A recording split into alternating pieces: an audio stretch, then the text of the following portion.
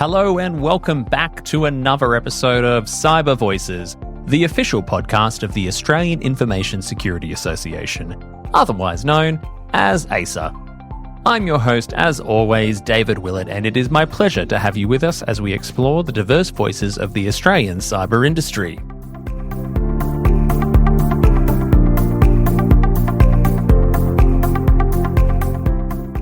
Hey everyone, welcome back to Cyber Voices. It's me, David Willet, back in the normal podcast studio. We've had a lot of our CyberCon interviews over the last couple of months, but we're taking a little bit of a break from that to bring something exciting, something a little bit different. We're diving into what's been a pretty major milestone for Australia's cybersecurity sector, which has been the debut of our national pavilion at GISEC Global 2025, which is one of the world's leading cybersecurity events held in Dubai.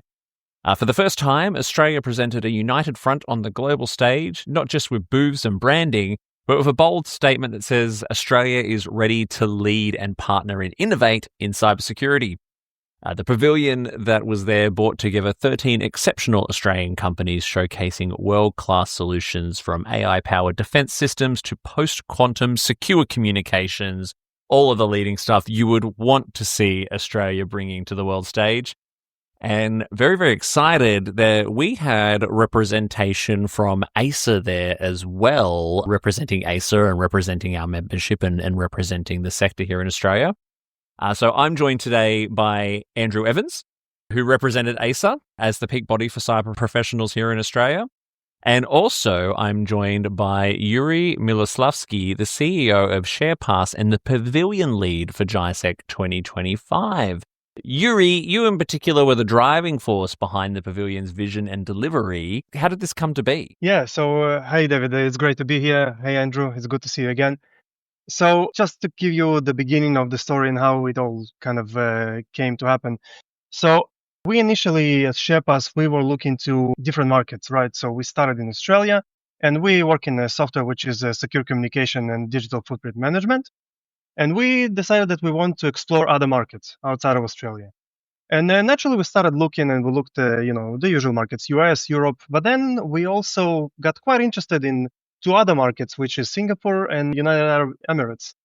And we started exploring and we got an opportunity to exhibit SharePass there. So we decided to go ahead and exhibit. And that was 2 years ago.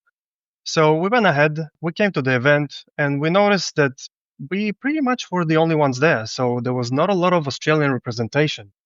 And then upon reviewing different, material after the event, we looked and there's like representation of in percentage, how many percent each country basically showed. And Australia is not even there. And then straight away I became very kind of, I would say maybe bothered, irritated about it. And I said, well, I wonder why that's the case. Like we have a lot of startup, we have a lot of technology here. Yeah, we're a little bit far, but then again, it's only a flight away.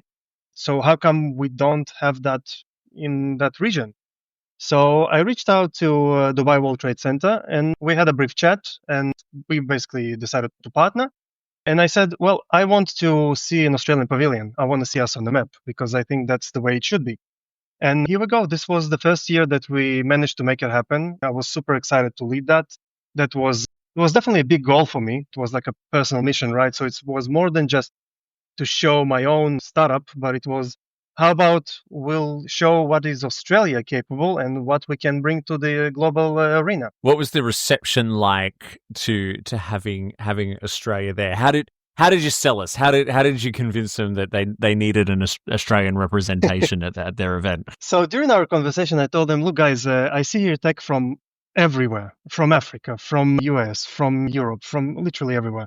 And I said, well, guys, I'm sure you want to see Australian tech here as well. And interestingly enough, straight away they said, yeah, we are very interested in seeing Australian tech, but we somehow didn't engage until now, or there was not a particular interest. And I said, I'm sure there will be interest because seeing GISEC and seeing the size of the event and seeing how it was organized, I said, I'm sure that Australian businesses would also love to be there.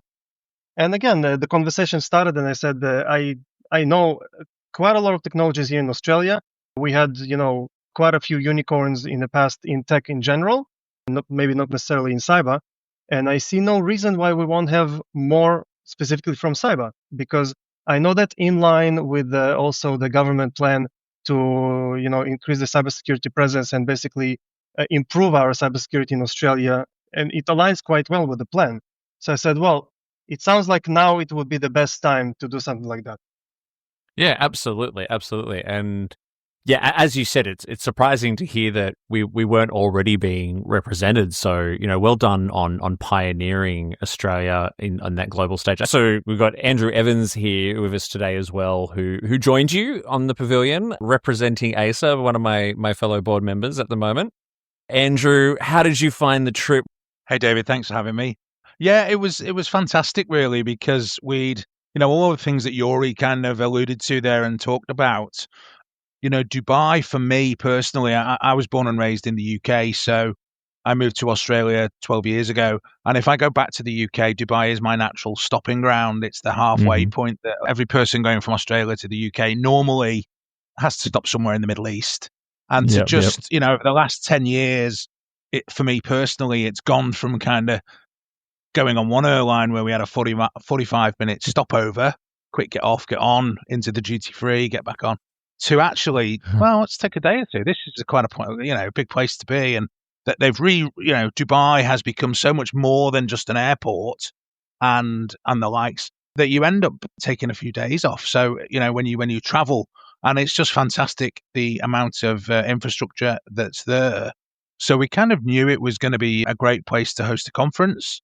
We looked at the spec for the conference, and it was talking, 25,000 attendees at the World Trade Center. Everything looked fantastic. And then when we were talking with Yuri about having this Australia kind of presence there, when you've been to conferences before and you look around the vendor hall, you're looking for obviously the bigger booths, the various booths, etc.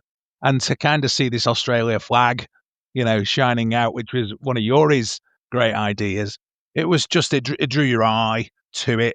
And to be able to be there on a booth, looking, with AISA and having the information and all these companies around us, which we knew the 13 different companies, and to be able to sort of say, hey, and maybe talk to these people, and hey, you want to have a word with them? And then we got introduced to the Africa pavilion, and we were pushing people over there, and they were pushing people to us. It was really quite, a camaraderie in there. So it was a fantastic kind of place to be, and what better place to raise awareness of Australia? So it was just a great experience, really. What did people want to talk to the Australian contingent about? The flag drew them in. Quite a few people had heard of AISA, which was quite, really, really good. Quite a few AISA members were there, actually. So I didn't realize how many Aussies are kind of working in the Middle East. Whether it's, you think about the capture there, there's Dubai, there's the rest of the UAE, there's Abu Dhabi, people in Singapore, people in, Saudi Arabia, all of those areas there. Plus, we were talking to people from Africa, things like that. It was really good. What was exciting, there was just a real bounce in the air about talking about cyber from the normal side of AI, which obviously is the latest kind of buzzword, to actually having a company there that was actually talking about quantum and doing quantum. So people were excited. They came over. They were talking about whether they'd visited Australia, the different parts to it, etc. Where were we? What were we doing in different areas? It was just good conversation, really kind of upbeat. And Yuri, this might be more of a question for you, but what are some of the conversations that you found people living and working in the Middle East are having about cybersecurity and trends and things that they're concerned about or focused on? And how does that compare to the sort of conversations that we're having here in Australia? Again, many conversations. And I think in general today, cybersecurity became a very essential conversation pretty much in every country, at least I know.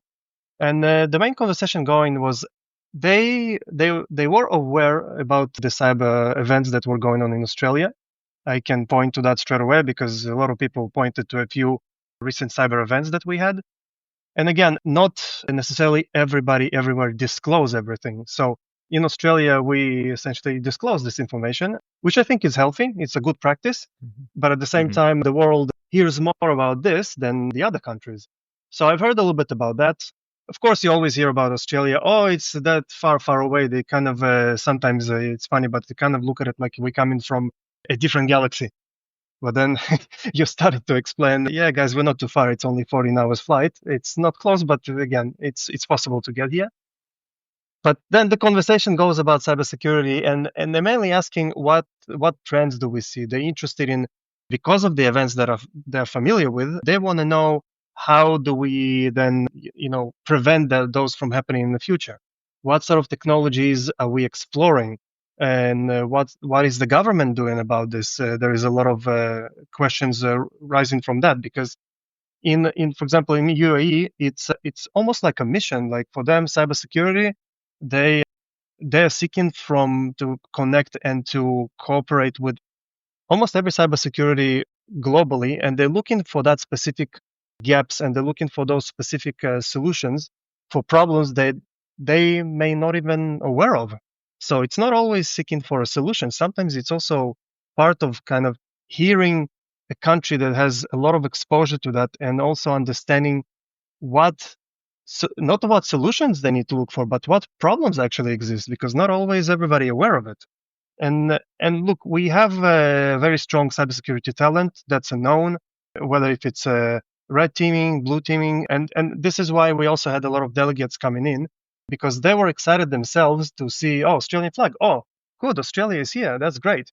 They were very happy about it, and that kind of just emphasized my mission again, because I'm like, yeah, it feels like I did the right thing of bringing us here. It sounds like they share curiosity that I think people working in cyber, or whose jobs or professions touch on cybersecurity or are impacted by cyber risk in some way. I think globally there is a need to have that bit of genuine curiosity around what other people are doing, what other people are seeing, how they're addressing certain problems and situations and risks.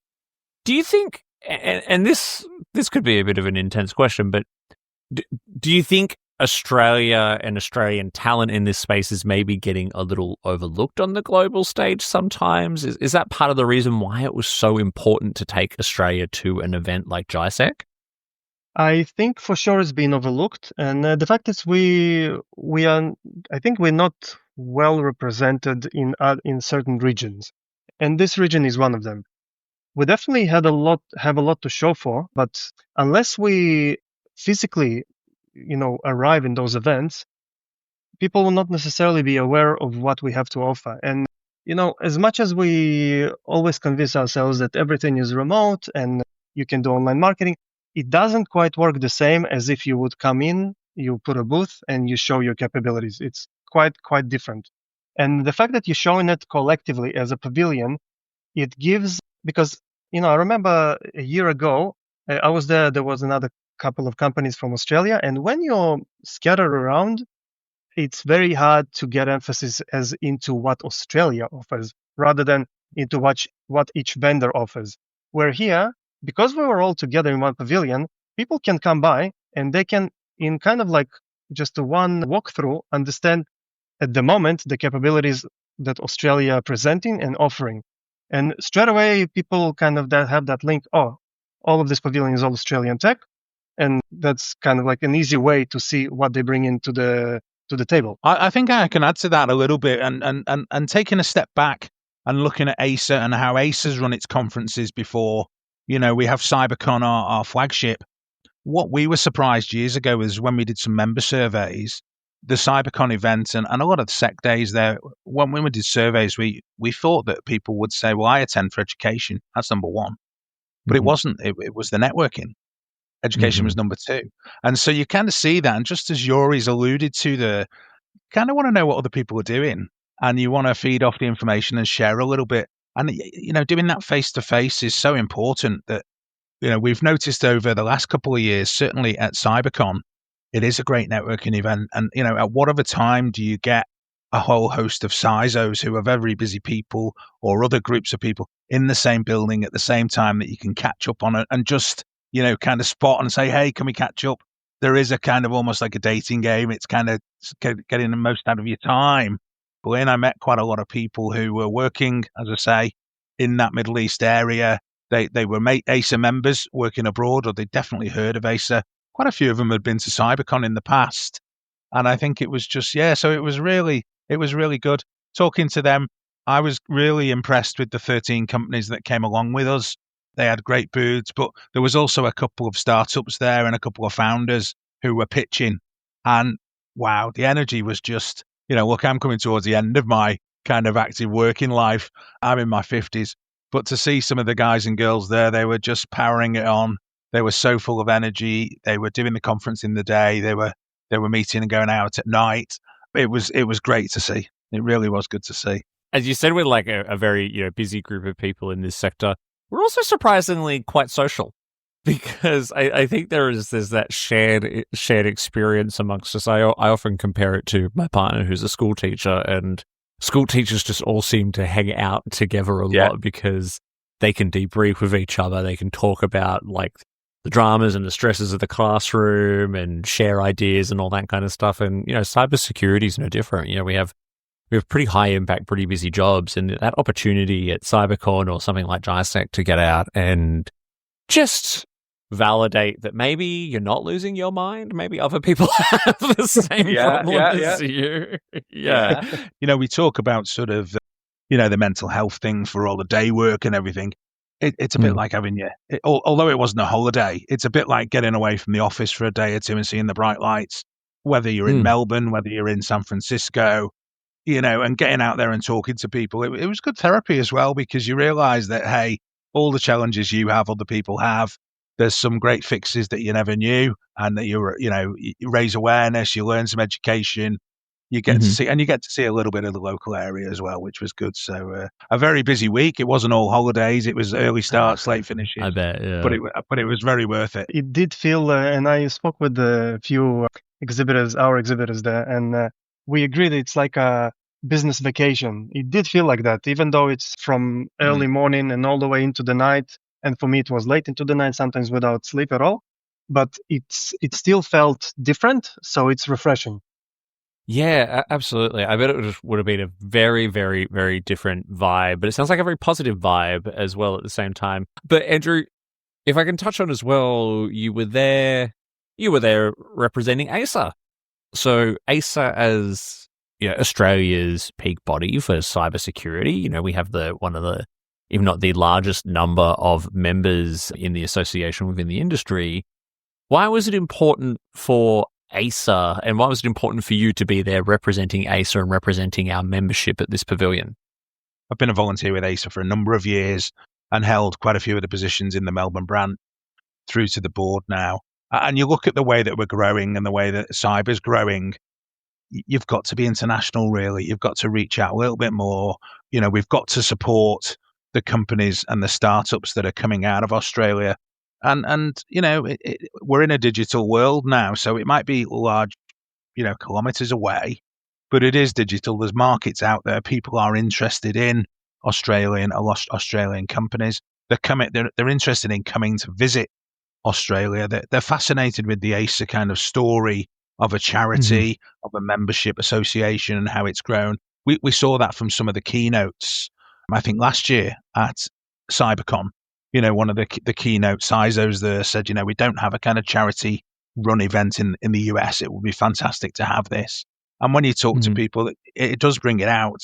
And I think, there's a couple of things there that, from an AISA point of view, we're promoting Australian companies. We're promoting Australian talent. The fact that we were all on the booths together really kind of worked. And I could see this happening in the UK. I can see it happening in any other place where you wanted to kind of pack a punch and get, the bang for your buck for the money, promoting those Australian startups. And I think the rest of it is raising awareness of Australia. Come and see the biggest security conference in the Southern Hemisphere. We do it slightly different. We were there to, I guess, take a peek on what GISEC was doing in terms of its layout. They had 6 booths of the big convention center. It was huge, and just finding your way around was a trouble. But there were robots. There were robot shops. You could rent robots for your houses. Choice of 10 different robots. Not just a vacuum cleaner that you see around. They were really high tech in what they had. You could hire these kind of. It was a bit like the Jetsons, really. and it just takes you around. Yeah, it really was. It was quite eye-opening of the what's there. And we're looking as well at how they do, their layouts of conferences. Is there anything there we could bring to CyberCon as well? So for AISA, I think it was a really good pivotal moment that we had a couple of people in RSA. We're looking at, what they're doing, how that worked, promoting. We've put up a couple of people in Europe now at GISEC. I think we're going to see the benefits of that coming in to, future events in Australia. And hopefully, as those vendors come in and the companies come in and look around, we might see more Aussies, traveling around and more people coming into Australia. The industry is growing, which is great. Can only be good for everybody, really. Absolutely. Yeah. And Andrew, mate, you're definitely showing your age there. I think our younger viewers are going to have to Google the Jetsons after this. Yuri, I'll go back to you as CEO of SharePass and as the pioneer of the Australian Pavilion. What's been one of your biggest key takeaways from your time at GISEC? Like, what do you want to bring back to the Australian market and to our listeners here in Australia that you learned, and what do you see as the future for our participation moving forward? Sure. So for me, it was like the first kind of official, event for Australia at GISEC. And I definitely want to keep on growing that, because even though 13 companies, it's already respectable, I believe we have much more to show. So I believe it's just the beginning. And there's a lot of partnerships to create. There is a lot of, information to learn, a lot of information we can teach, a lot of skills we can teach and learn. And we have a lot to bring. And as Andrew said previously, interestingly enough, we're also very friendly as I think as Australians, and that was felt immediately. Like, we bring certain qualities from Australia that not necessarily everywhere the same. So we're more friendly. We're very good when it comes to service. So we definitely have a lot to offer. So I believe my kind of step moving forward is to look at, number one, expanding that, growing that, and surrounding ourselves with kind of be around more pavilions.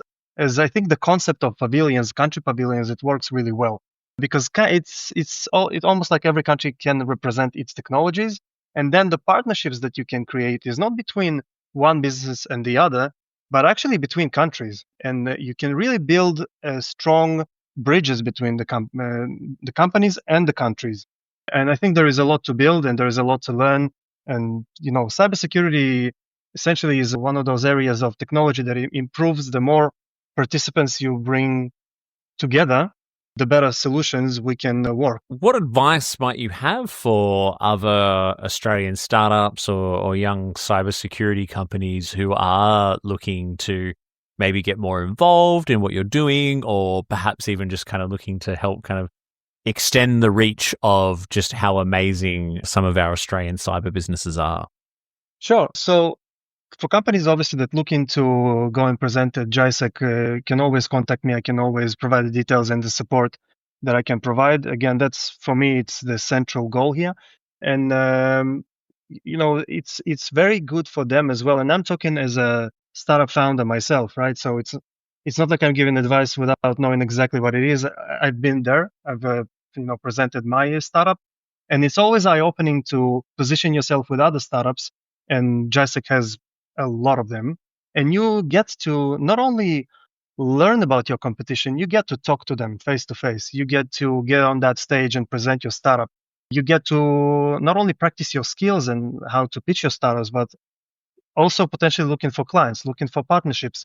And as I said, at GISEC, it's not only clients that you're looking for. There's much more than that. Is like, for me, I found many partnerships which are sometimes it's even better than partners, because you get to grow your solution, you get to grow your knowledge, you get to do bigger things than what you initially intended for. So by developing those relationships, you get to know the people that working in those companies. You get to know the CISOs, because in GISEC there is option not only to showcase your solution, but there are different packages and different options where you can, for example, talk with CISOs. If you're in education, we can partner you up with the relevant CISOs, so you can have a conversation with them, which otherwise would take you months, if ever, you to. So by having those partnerships, by getting to meet with certain type of people, you might open yourselves doors that will eventually lead you to convert to sales. But kind of approaching it from the sales angle alone, again, sometimes it may work, sometimes that's not necessarily the right case. Again, coming back to AISA's representation here, now that you're back, what are some of the things that you've brought back that you think are really important for the AISA membership and for the Australian cyber industry in general with that AISA lens on? Yeah, good question, David. And I think that I'm just writing one of the reports that we'll do for, what we found when we were away, things to bring back.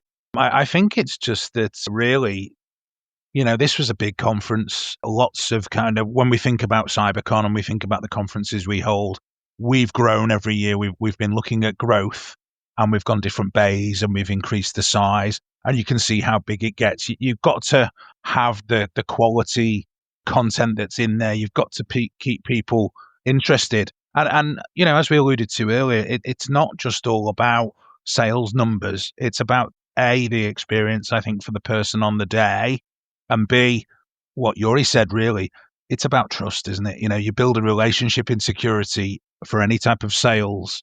You can be the flashiest vendor on the block, but you've got to build that relationship. You've got to build trust. You've got to, for people to allow you in to that security arena of their particular home or their organization, that trust has got to be there. So we looked at that, and I think that, the way we go forward, the way that we shape it, we'll take some ideas coming in for, whether we do the CEO areas, whether we look at the village concepts again. There's certainly room to bring in some of the aspects there, I think. So I invite you all the CEOs, all the directors of cybersecurity companies, please come and join us. Again, apart from the fact, as we said and kind of emphasized a couple of times, apart from that being a professional event, it's also a ton of fun. I think all the exhibitors enjoyed. It was really big emphasis from my side, at least. And again, it's a great experience overall. Really want to thank AISA. It's been a great partnership. By the way, GISEC they're presenting in every year at the CyberCon as well. So they're coming to present here. AISA is going to present in Dubai. So it's a great partnership, and really appreciate all the help I got from AISA. And thank you guys. Looking forward to keep working with you. Our pleasure, Yuri, and thank you, gentlemen, both so much for doing such a great job representing Australia and representing AISA on the global stage. And thank you so much for sharing your voices with us today. Brilliant. Thanks, David. Thanks for having us. Thanks, David. Thank you, guys.